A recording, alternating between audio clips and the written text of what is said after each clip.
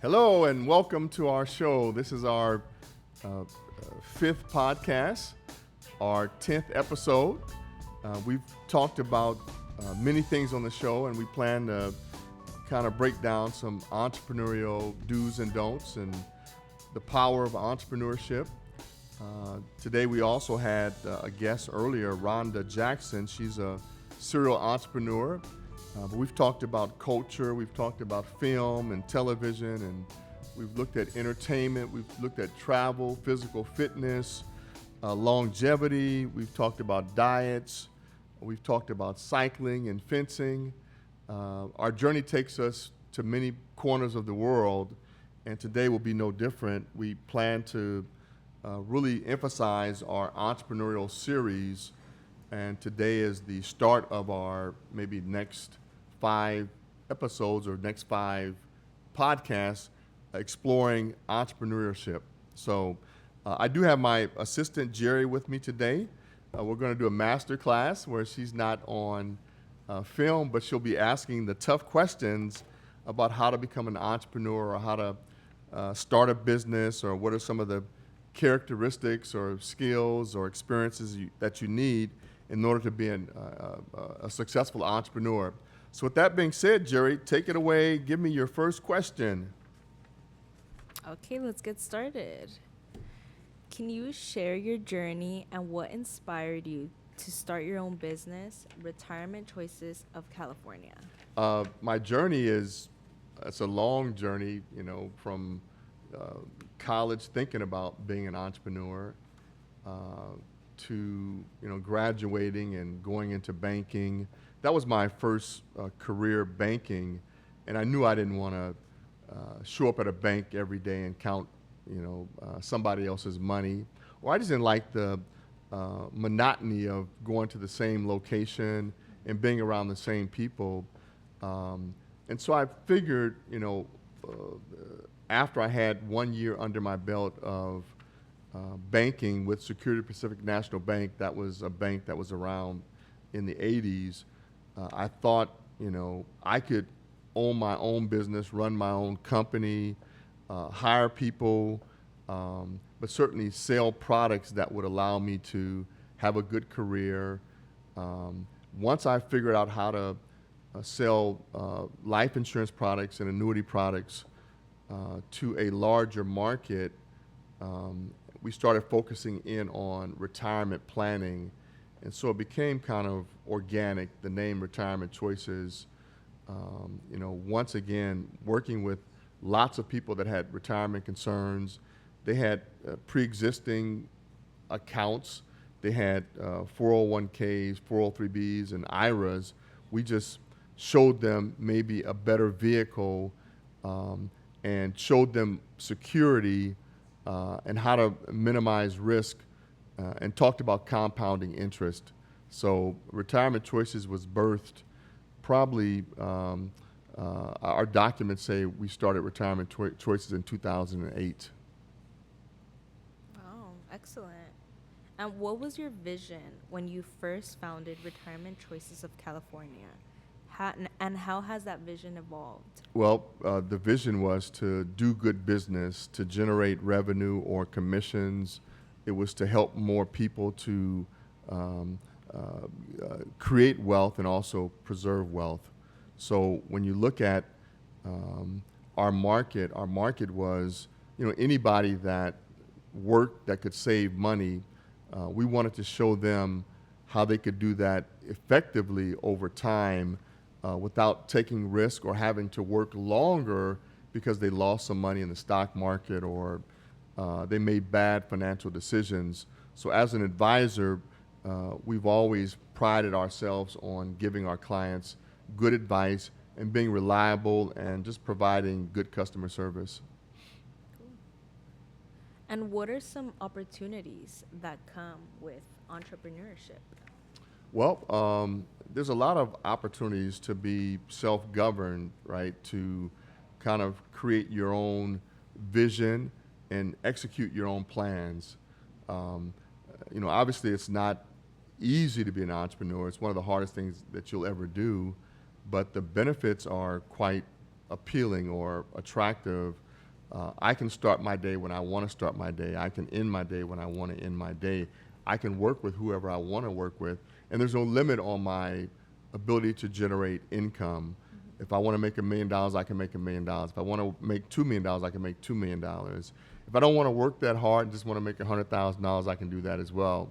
I've been there where I didn't make a lot of money, but to have the ability or to not be restricted or limited by your boss or your manager or your supervisor, to have more freedom is really the key, but you can't just have freedom without having a plan to excel in a specific area. And so I decided to be a specialist when it comes to financial planning. Okay. Are there any entrepreneurs or business leaders who have particularly inspired you? Wow. I used to read, in college, I used to read Ebony magazine. And so it was always a black business owner featured or a company that was featured that was having success. And I just kind of saw people that looked like me. And I figured if they could do it, so could I.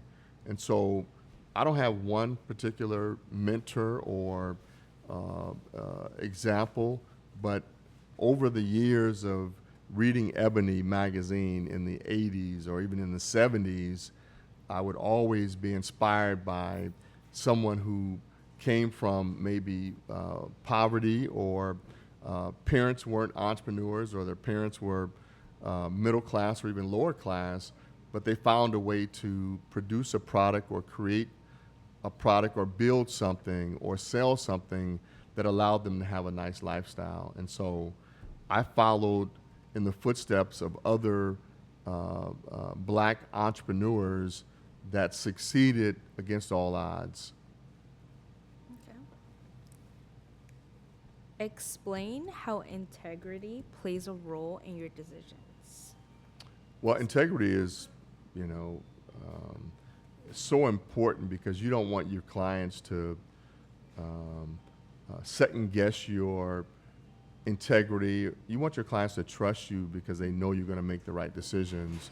And so I think whether you're in business or not, integrity should be a key characteristic that should guide you. And so for me, integrity has been important all my life because I was raised by a mother that had integrity, and she, I want to say, instilled integrity in me, but showed me the difference between right and wrong. And so that's what it comes down to sometimes is, did you make the right decision or did you do something that you knew was wrong and it ended up, hurting somebody else? And so we've always tried to make sure that our clients would benefit from our counsel, our guidance. We've never focused on just the money. I never counted commission before I actually served the client or provided them with some kind of product or some kind of benefit.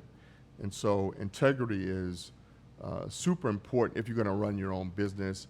If you're going to have longevity, you need to be a man or a woman of integrity so that your clients can trust you and follow your lead or follow your vision. Okay. What motivates you personally as an entrepreneur, and how do you maintain that motivation during challenging times? Sometimes you have to be self-motivated, self-governed. You have to be inspired. You have to find ways to get up in the morning. You have to find things that encourage you, things that excite you. So when you're in business, you have to start a business or be in a business that you're excited about. You're excited about the growth. You're excited about the day-to-day. You're excited about the grind of it. You're excited about what tomorrow may look like. You're excited about what the future looks like. If you're not inspired, it's hard to run your own business because you are going to have challenges. You're going to have obstacles. Sometimes people quit as an entrepreneur. They start a business and they quit because they had some bad days or some bad weeks. Most entrepreneurs that are successful, especially for a long period of time, they've all had challenges and obstacles. But the key is not to quit. If you believe in yourself and you believe in your product, you believe in your service, then there's going to be some bad days. But typically, if you're running a good shop or you're running a good business, you're going to have more good days than bad days. And when you get to the point where your business is kind of, you've grown it to the point where it's sustainable, right? Even through bad markets or a pandemic, if the stock market fails, or if there's inflation, or if there's a lot of conflict in the world, you figure out a way to navigate through that, because your goal is to have a business that will feed your family and hopefully create a legacy for you and your family. Okay. How important is networking and building relationships in your business? And what tips do you have for effective networking? That's a great question. When I started in banking, I started an organization called Mentor Network. And that's an acronym for Motivated Entrepreneurs Networking to Organize Resources. And this was back in the mid-'80s. And so I saw some organizations, or I saw one particular organization. Some of the listeners may remember this name, but it was LaTip. And so I went to a meeting, it was a breakfast meeting, and there was about 30 business owners, entrepreneurs, and there was, like almost 30 different disciplines or 30 different businesses that were represented, whether it was a doctor or it was a florist or an architect, a dentist, an attorney, a real estate agent. And I said, this is cool. And so what I did was I copied that model and brought it to the Black community, and we called it Mentor Network. We started, having breakfast meetings at the Boulevard Cafe. Some of you remember that, or if you're not from Los Angeles, you may not know about the Boulevard Cafe, but we upgraded. We had more members. We outgrew Boulevard Cafe, and we went to Aunt Kizzy's Back Porch Restaurant. So can you imagine, 30, 40, 50 entrepreneurs, Black folks, at 7:30 every Tuesday morning. Of course, we had fried chicken and grits and biscuits and stuff I wouldn't eat now, but that was a part of our networking. We networked for breakfast, and we also encouraged members to get together, beyond the breakfast meeting. And I also participated with a lot of other organizations, whether it was the Black Business Association or the African American Chamber of Commerce or Recycling Black Dollars. But I was always out meeting people. I was always at an affair, an awards ceremony, a leadership luncheon. Networking was what really helped me to get to where I'm now, because I knew a lot of people that have either become clients or introduced me to clients or introduced me to opportunities. So as an entrepreneur, I think networking is super important.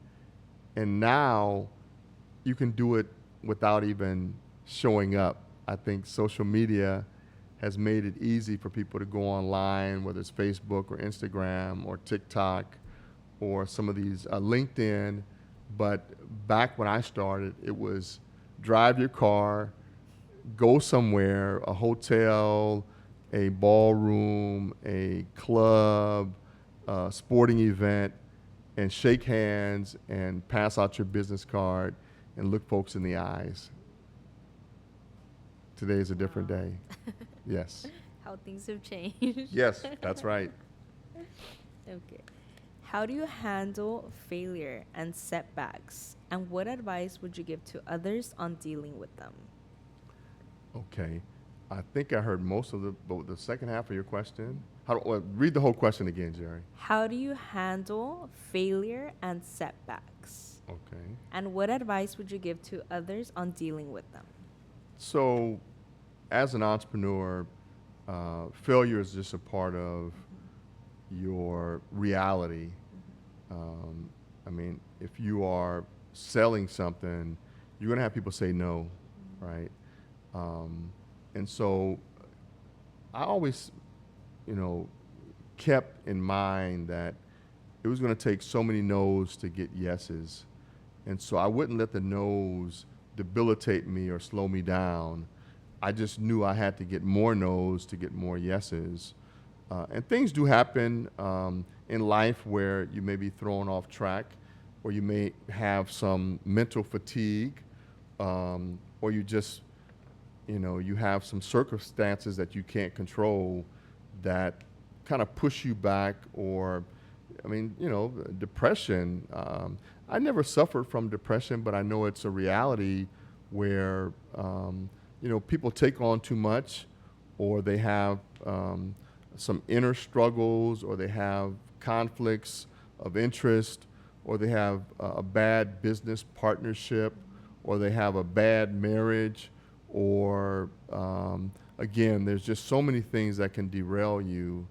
But as an entrepreneur, you have to figure out how to stay focused and how to let things, kind of roll off your back. You have to find that, that spirit within, that you have to find something that gives you a chance to, or the opportunity to look further than today and further than tomorrow. But a entrepreneur has a long-term view of the world, right? It's not like what I do today. It's more like what I do next year, or what's my 5-year game plan. And so if you have a 5-year or 10-year game plan, if you have failure in 1 week or 2 weeks or a month or even a year, you'll be okay as long as you stick to your principles and you stick to your plan, assuming that it is a good plan. Okay. What has been the most rewarding part of being an entrepreneur? Independence, to be liberated, to make my own decisions, to create my own path. I like independence. Independence is not for everybody, or running a business is not for everybody. But for me, I think it's maybe in my genes. With the last episode, we talked about my guest being a third-generation entrepreneur. I'm also a third-generation entrepreneur. So I don't know if I could have done anything else. I couldn't have worked for the bank for more than a year. I don't think I could have worked. I've had a few jobs early on, out of college or even in college, and it just didn't work for me. It just didn't. I never saw myself as an employee, for 30 years for a particular company, or 40 years in an industry, and I had to punch a clock, or I had to work for a manager that may know more than me or may not know more than me. And so thank God I had the entrepreneurial bug, and I had the desire and the wherewithal, and I had the commitment, and that's really important, being committed to whatever your business agenda is, whatever your, whatever your ideas about growing a company. If you have a good plan and you're executing your plan correctly, and you're compassionate about your business, things usually work out. Not for everybody, but everybody wasn't born to be an entrepreneur. And if everybody was born to be an entrepreneur, we'd be in a world of hurt, because we need employees. So God bless employees, and God bless entrepreneurs. How did your core values guide your decisions as a business owner? Um, Having values is um, important so that you don't step out of bounds, right? So you really acknowledge the fact that there's order and there's a right way to do things and a wrong way to do things. And so by having core values that I'm sure were passed down to me from my parents and my grandparents, um, but wanting to build a business that wouldn't blow up, or building a business that would not just be an overnight business where you come in and you make a lot of money and you don't care who you hurt, or you're cheating people, or you're abusing your professionalism, you're abusing your rights as an advisor, and so core values really kind of keep you on track to get good results and never have to look over your shoulder. Okay. And lastly, what advice would you give to other entrepreneurs looking to grow their business? Stick with it. Have a plan. Do your research. Become an expert at whatever your business is, but understand the characteristics that will guide you through tough times. Understand what it takes to be a success in your field, right? I mean, some things are very common to entrepreneurs, like being independent, being a visionary, being disciplined, being proactive, being a good problem solver. I mean, these things are so important to the fundamentals of being an entrepreneur. So if you're thinking about being an entrepreneur, give it a shot, but don't think that you're going to be a success because you have an idea. An idea is just an idea. You need a plan that you can implement that will help you to get the kind of clients or the kind of customers that will continue to support your business, whether it's a restaurant or whether it's a clothing store or whether you're buying engineering companies or you're a doctor.